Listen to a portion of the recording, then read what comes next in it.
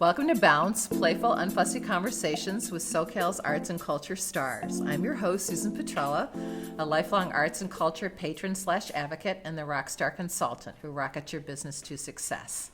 Each Wednesday, I'm hanging out with cool, clever, creative individuals. Today's guest is Lisette Thierry. Lisette's been a designer, jeweler for over 50 years. She studied design, jewelry, and metalsmithing at California College of Arts and Crafts and received her Bachelor of Fine Arts from California State University at Long Beach. But it was very kind of like an interesting journey from one place to the other that we'll talk about. So she creates and produces a line of jewelry for galleries and retail outlets and designs one-of-a-kind pieces on commission. So welcome, Lisette. Thank you. So tell us about this journey that you had with your kind of arts education.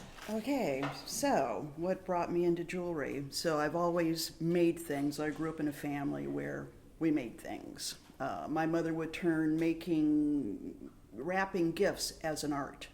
So from a very young age, I sat and made things.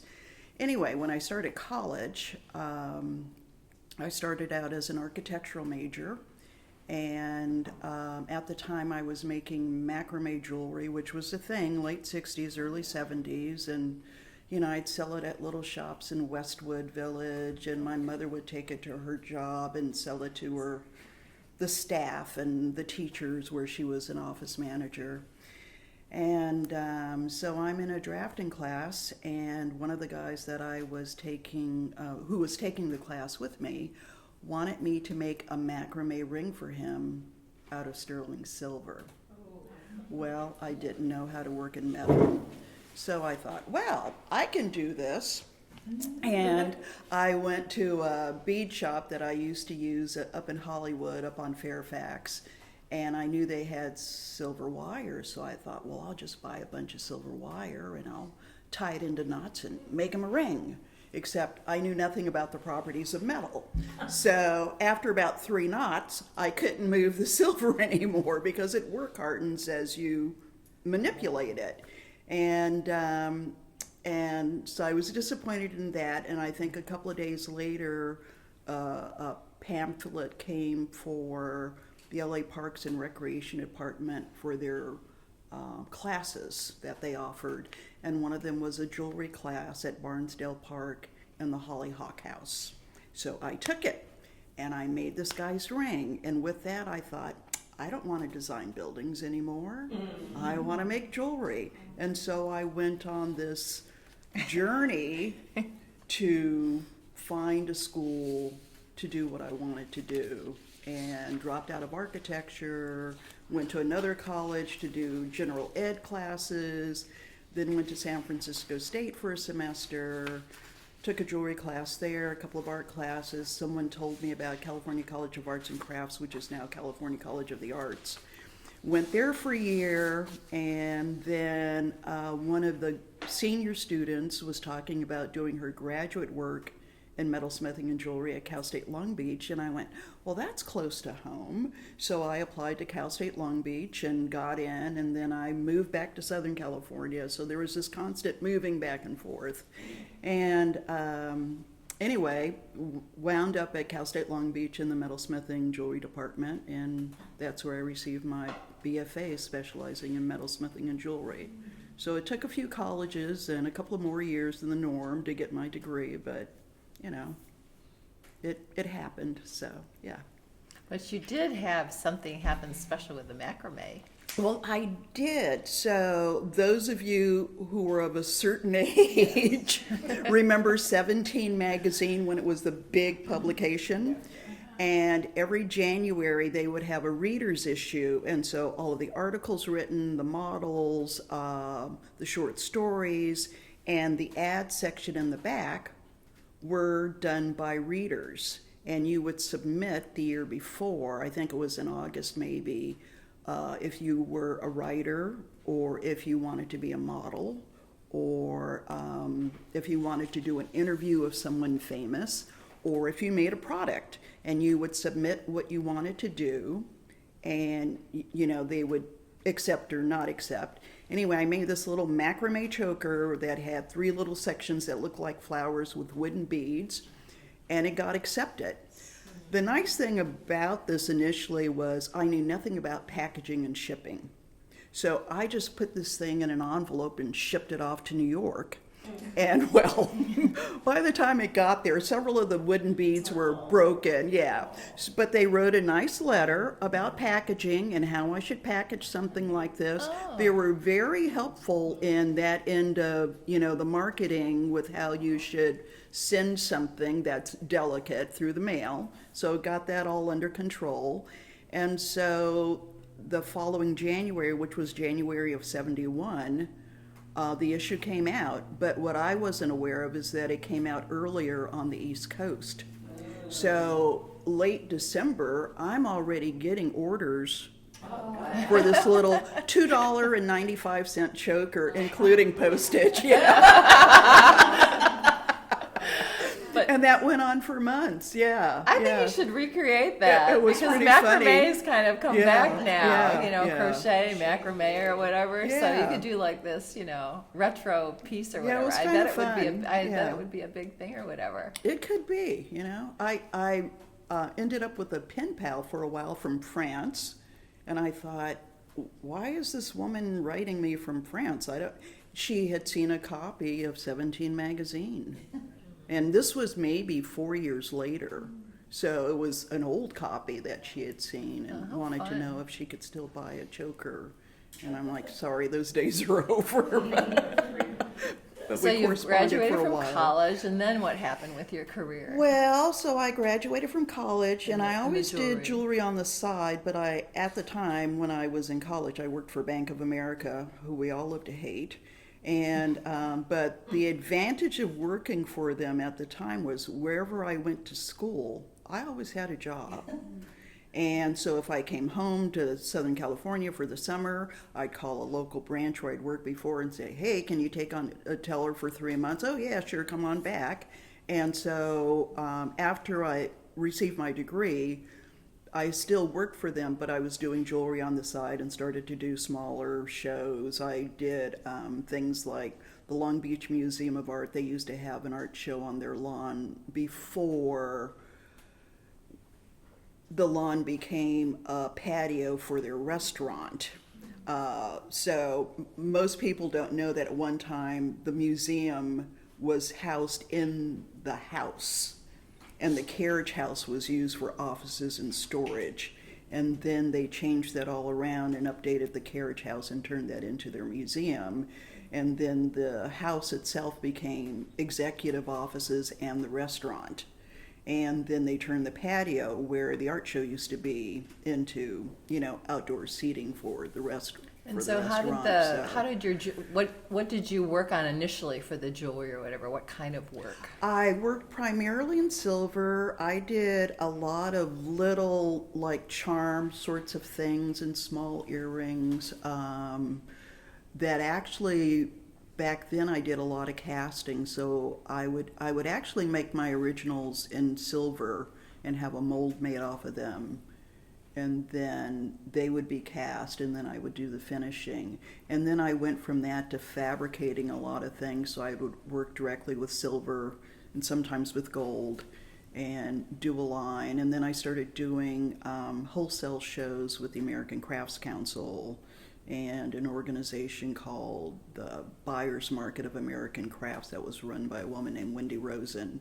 So I did shows like that and would travel across the country and do commission work, wedding rings, which I was never really that excited about for the most part, unless they truly wanted me to design the piece, because a lot of times they would come with a copy of Modern Bride magazine and say, I want this ring.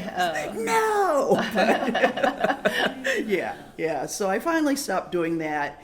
And so for a long time I did, I'd say, a limited production line that I fabricated. So every piece was made by hand. And I had templates for all the pieces that I made. And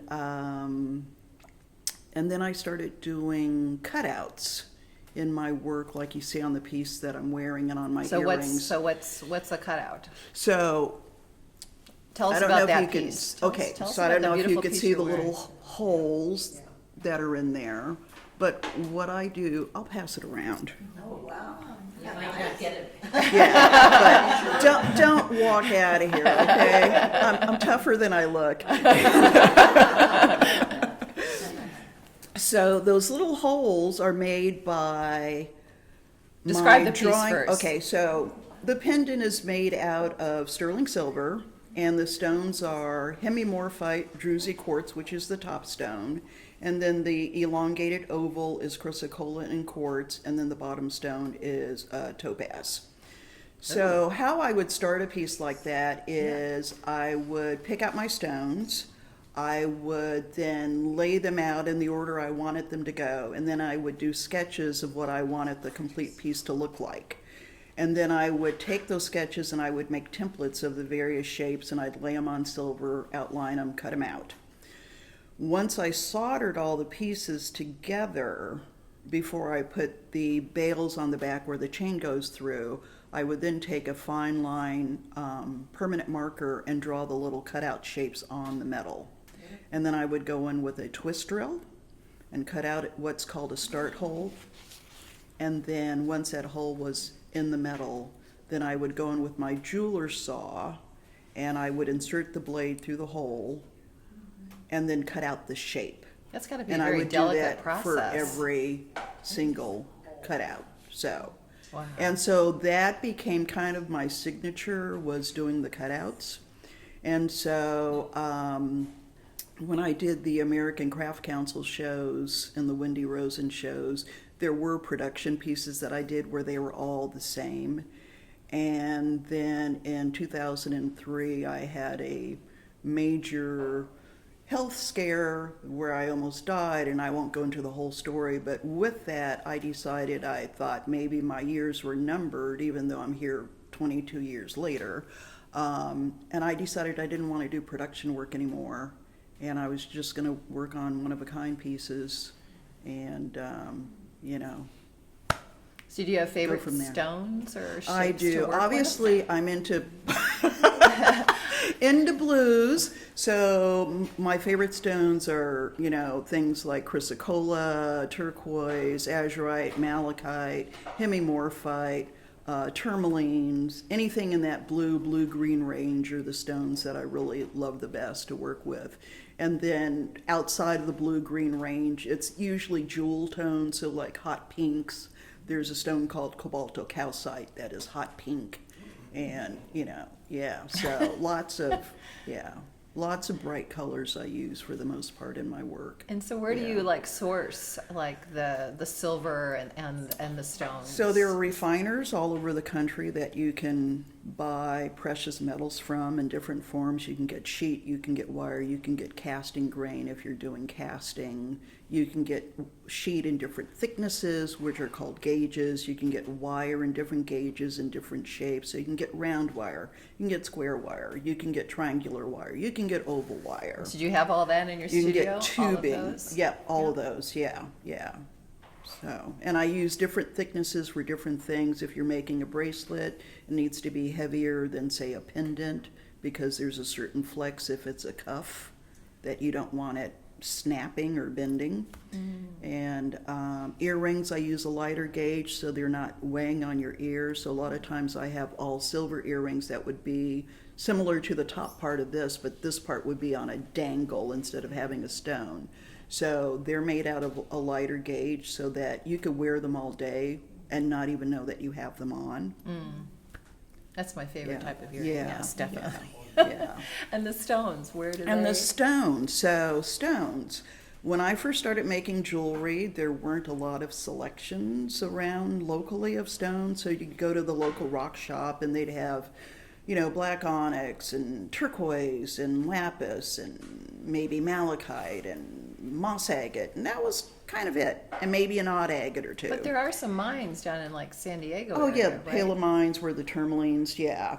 There are mines all over the country, all over the state. There are mines for different types of stones. Oh, interesting. Yeah. Okay. So in 1985, I was working for a jewelry company that we made the jewelry for Sybil Shepherd to wear in the TV series Moonlighting. And one of the women that I worked with was going to Tucson to a gem show and asked me if I wanted to go. And I'm like, sure, I'm game. So we drove off to Tucson. Well, back then, the Tucson Gem Show it had started out actually as a community show by, a local rock club. And then it started to grow. And so by the time I went in 85, there were about 10 different shows that went on throughout the city. And then from then on, it has grown exponentially. But that was my first exposure to lots of different types of stones up close and personal. What you would see in a fashion magazine or so. Commercial, you've got diamonds, you've got sapphires, you've got rubies, and that's pretty much what you would see in emerald. And this showed you a whole new world of what was out there in semi-precious and precious stones. And so that's where I started buying stones, was in Tucson once a year. So Tucson, at the beginning of February, and it's kind of fallen into the end of January, sponsors the largest gem and mineral show in the world. There are about 50 shows that go on concurrently. There are dealers and buyers that come in literally from all over the world. It is the largest gem and mineral show in the world. And you see everything there. You see people from everywhere. And it's the largest revenue maker for the city of Tucson. Just in that, it covers maybe a 2.5 to 3 week span, and that they make probably the bulk of their tax revenue. Restaurants, hotels, shows are set up in huge tents like football fields with hundreds of dealers in them all over the city, plus whatever vacant warehouses and that sort of thing. So, and every year usually there's a new find or two of some new type of material that's come out of the earth. And I always joke about, it's amazing that the earth hasn't collapsed on itself for all that we take from within it. What's It's your like most unusual? that You know, you've run there. across? Well, I think the most interesting maybe are a lot of the quartz that come out of Brazil that have inclusions of other minerals in them. So you'll have this clear rock, but then there are other spots and linear elements of other minerals that run through them, and sometimes it's a combination of minerals. There's one called Super 7, and it's got amethyst, and it's got hematite, and it's got tourmaline, and it makes all these patterns within the stone. And there's another one called lodolite, where it's a quartz with actually a soft mineral that looks kind of grainy, and it can come in different colors, but someone discovered that when you're cutting it, if you cut into the included mineral, the lodolite, and soak it in a dye bath, it'll pick up more colors. So sometimes stones get manipulated in that way. So do you have to cut your stones that you purchase?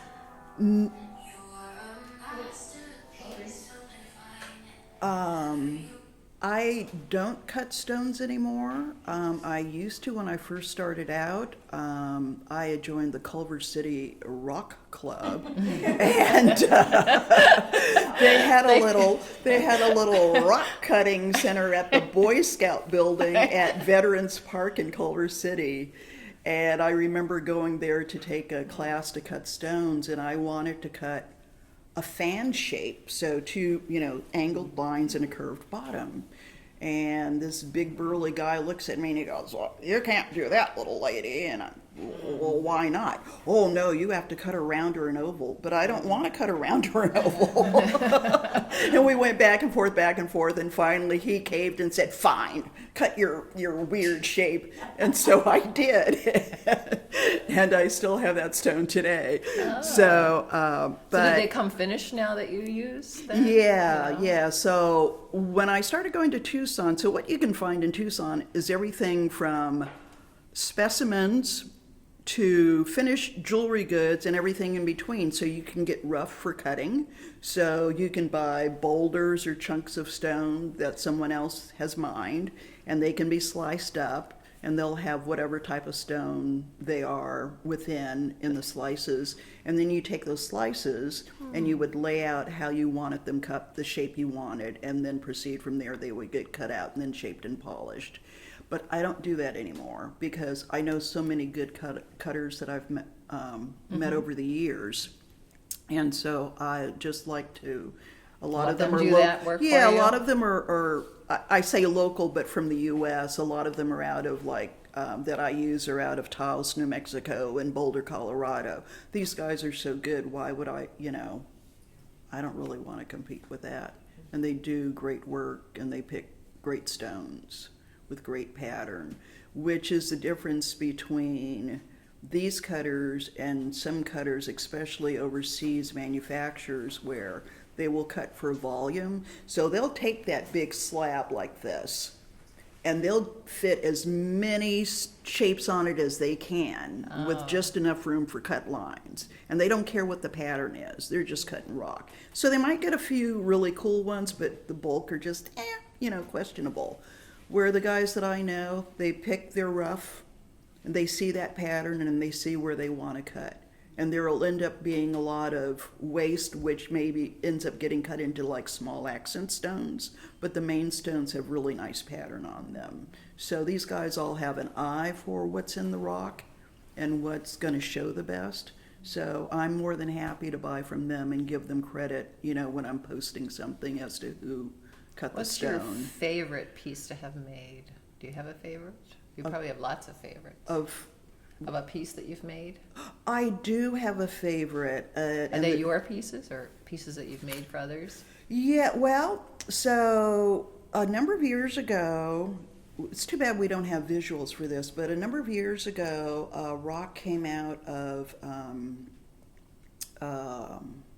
Indonesia, and it was fossilized wood that had opalized and had natural copper streaks in it. Oh my So gosh. what happens is the tree falls, the tree is dead, it falls, and over, the years, the centuries, the millennium, it rots, and there are voids. And then those voids in that time frame are filled with minerals, and then they solidify. So they found this pocket of this stuff, and part of it was just still had voids in it, so there were lots of raw edges and empty spaces in it. And one of the cutters that I actually work with at trade shows now had cut a butterfly pear, and each piece was maybe about this big in size, so we're talking a huge thing. So I made this pendant with these twin pieces, and I did cutouts, and I added other stones, some sapphires, and a mabe pearl, and an opal, and anyways, pretty magnificent and cool looking piece. And I just thought, well, it's one of those things that I'll probably always have because no one's going to pay for it. And because it's not, diamonds, and it's not in gold, and people put a certain value on those versus these oddities. But I took it to a show 2 years ago, and within the first half hour, a woman just walked up and said, I want that, how much is it? And it was kind of funny because when she walked up to the booth, she was holding her hands like this. And she walks by and she looks and she says, that piece. I want that piece. And I'm sitting there going, okay, how much is it? So I told her, and she says, well, I'd like to see it. Could you put it in my hand? And I'm, okay. And then I put it in her hand, and I'm thinking, is she going to run with it? Can I run after her? and do I have my running shoes on, you know? And so then she says, can you turn it over? So she wanted to see the back to see, you know, the quality of my craftsmanship. So I turned it over, and she said, okay, you can take it back now. She says, I want to buy that, but my nails are wet. Oh. That was the whole, yeah. Oh, that was the whole thing of That why? was the whole thing, I thought it might be yeah. having to do with like I was a thinking, feeling. exactly, Yeah, that's what I like was thinking. she It was needed like to feel some the metaphysical thing or Yeah. no. She'd just been to the salon and her nails were affected, yeah. No, she'd just been to the Did it match salon her half nails? a block away and, you know, her nails were wet. So she walked away and came back when her nails were dry and just dropped the cash. Whoa. And I'm just like, oh my God, I'm sitting in a park with lots of $100 bills in my purse for 8 more hours, you know. Yeah, so, but I guess when this whole thing is put together and you've got visuals, Yeah, he can add- from he can- what I've described, you will know the piece when you see it. Are you going to Yeah, make something yeah. else like that?